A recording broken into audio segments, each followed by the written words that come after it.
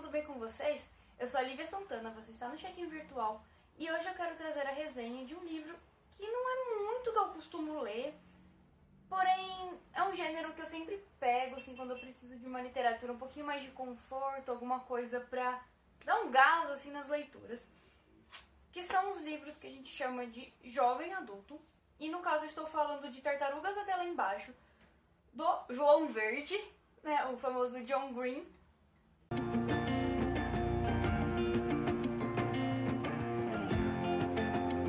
Tartarugas até lá embaixo é um livro que eu comprei já tem algum tempo e desde que o livro lançou eu estou curiosa para ler. O John Green é um autor que ele divide muito opiniões, então tem gente que ama e tem gente que odeia e eu tô sempre em cima do muro.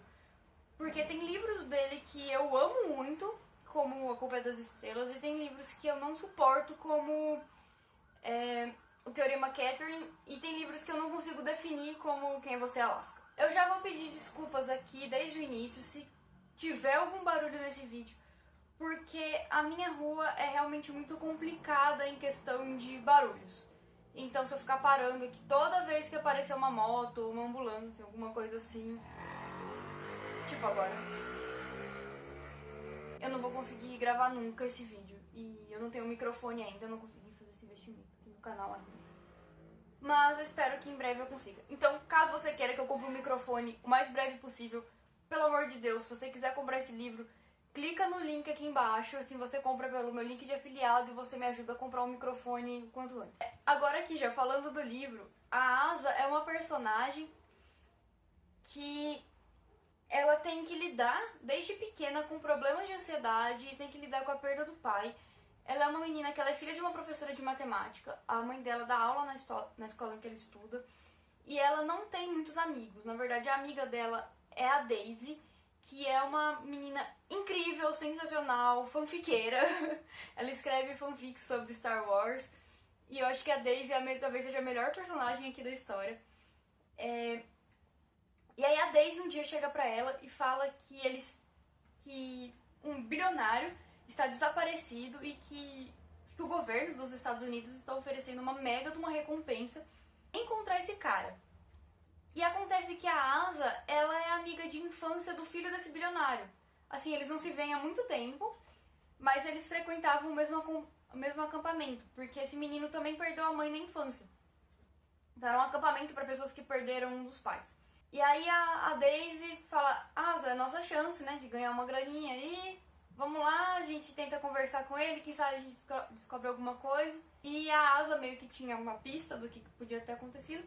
E aí quando eles reencontram o Davis, a Asa começa a ficar num impasse entre entregar o que ela sabe, o que ela acabou descobrindo ali, que eu não vou falar o que é, né, pra polícia, ou ajudar o amigo que tá passando por um momento difícil. Porque assim, gente, apesar dele ser filho de um bilionário, que, enfim, era um criminoso, o Davis estava passando por um momento muito difícil, porque ele foi abandonado pelo pai ali, que fugiu, ele já tinha perdido a mãe de uma forma meio trágica, ele não tinha nenhum parente pra apoiar ele, e ele era ainda responsável pelo irmão mais novo. E ele tava numa situação péssima, ela reencontrou uma amiga, e aí ela fica nesse impasse. Passado esse momento ali, nós temos todo o panorama da Asa tendo que lidar com a ansiedade dela. E aqui eu quero fazer um novo parênteses pra gente conversar.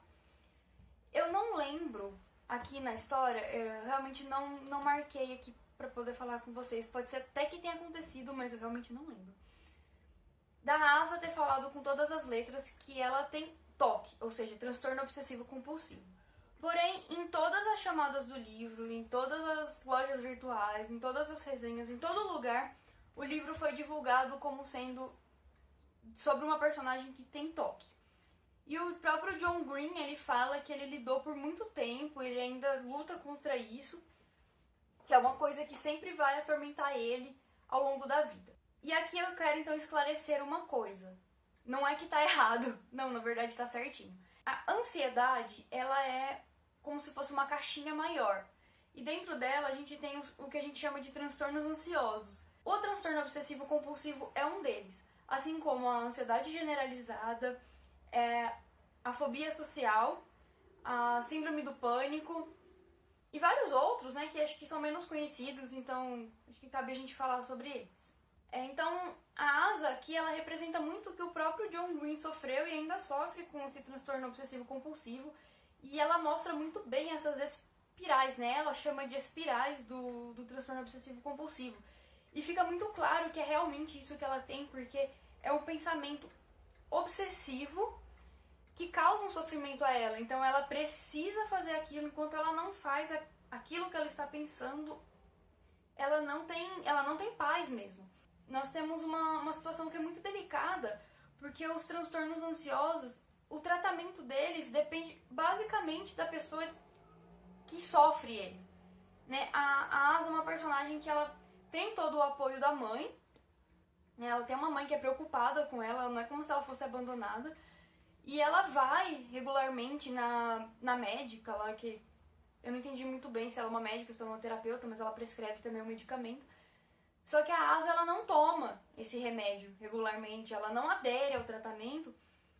E eu não sei como é que é nos Estados Unidos o tratamento, mas aqui no Brasil a gente segue ele em duas frentes, né? Geralmente o médico que vai dar o medicamento e tem uma frequência aí de consultas, e o psicólogo que vai acompanhar muito mais a fundo. E essa terapia aí com o psicólogo que acaba melhorando muito o problema de ansiedade da pessoa, porque vai lidar no comportamento, porque é uma questão comportamental. E é isso, né? Coisas que são comportamentais são infinitamente mais difíceis de se lidar. E eu aproveito aqui para dar o recado para vocês. Então, se alguém tem problemas com ansiedade, transtorno obsessivo compulsivo, qualquer coisa assim, desta caixinha que eu falei, não tardem em procurar ajuda. Seja do médico, do psicólogo, ou de passar na primeira consulta com o médico da família lá na UBS, né, na Unidade Básica de Saúde. Não tardem em procurar ajuda, porque é uma questão que vai consumindo você, que vai ficando cada vez mais difícil de controlar. E eu não posso dizer que o tratamento seja simples, porque não é simples. Já fica aqui o recado pra não tardar em procurar ajuda, porque isso vai te consumir cada vez mais, e isso gera um sofrimento muito grande. E o livro aqui retrata lindamente isso, o quanto isso gera um sofrimento pra personagem, o quanto isso afeta a mãe da personagem, que tá sempre ali em cima, sempre perguntando se ela tá bem, se ela tá ansiosa. E aí essa preocupação excessiva da mãe afeta a filha, e isso também afeta muito a amizade entre as duas, porque a Asa, ela tá consumida dentro da doença dela e ela não consegue enxergar o mundo além disso. Ela só consegue enxergar ela dentro da doença dela. Isso acaba colocando ela numa posição de egoísmo e ela não consegue enxergar o que a amiga precisava também. Então isso tem também uma certa crítica nisso, né? Então tá todo mundo sempre se doando pra ela e ela nunca pôde se doar pra ninguém. Porque ela nunca conseguiu levar o tratamento adiante e ficar bem. Ela nunca pode dizer que ela estava 100% ali no momento. E a doença dela trouxe consequências muito sérias aqui na história. Eu não vou falar, eu não vou dar spoiler. O livro também tem um ponto interessante aqui, que é discutir privilégios. É mais assim, en passant mesmo, é uma passagem que ele dá uma discutida nisso. E o resto fica mais nas entrelinhas, então ele coloca assim 3 níveis de privilégio, né? Uma amiga que é realmente mais pobre, uma que tá na classe média, mas tá sempre se achando pobre, e um trilhardário lá. Mas ele discute essa questão dos privilégios e do acesso às coisas, o quanto que isso afeta a vida das pessoas e quanto que essas pessoas vão lidar com dinheiro. Eu acho que é uma discussão interessante também que o livro trouxe. E uma ressalva aqui que eu tenho quanto à história é que as frases de efeito, né, que o John Green coloca e que a gente postava no Facebook e queria fazer tatuagens, etc. Sei lá, hoje em dia me pareceram meio clichê, meio forçadas, meio, sério que você tá falando isso? Mas assim, eu acho que elas teriam impressionado pra caramba a Lívia lá de 16 anos, que teria se emocionado e queria tatuar e queria colar em tudo que é lugar essas frases. Hoje em dia, não me impressionaram muito, não vi muita graça nelas. Mas eu acho que também é questão de recorte de idade mesmo. Acho que o livro já não é mais tanto assim, já tô meio velha pra ele. No geral, eu vou dar aqui 4 estrelas pra esse livro, porque apesar, né, desse recorte de idades, eu me identifiquei pra caramba com a personagem aqui, com a Asa. Eu acho que ele retratou super bem essa questão da ansiedade, do tratamento mesmo, da dificuldade que é aderir a um tratamento complicado, um tratamento demorado, que não é assim, você engolir um comprimido e já tá boa. Não é. Eu sei do que eu tô falando, não é.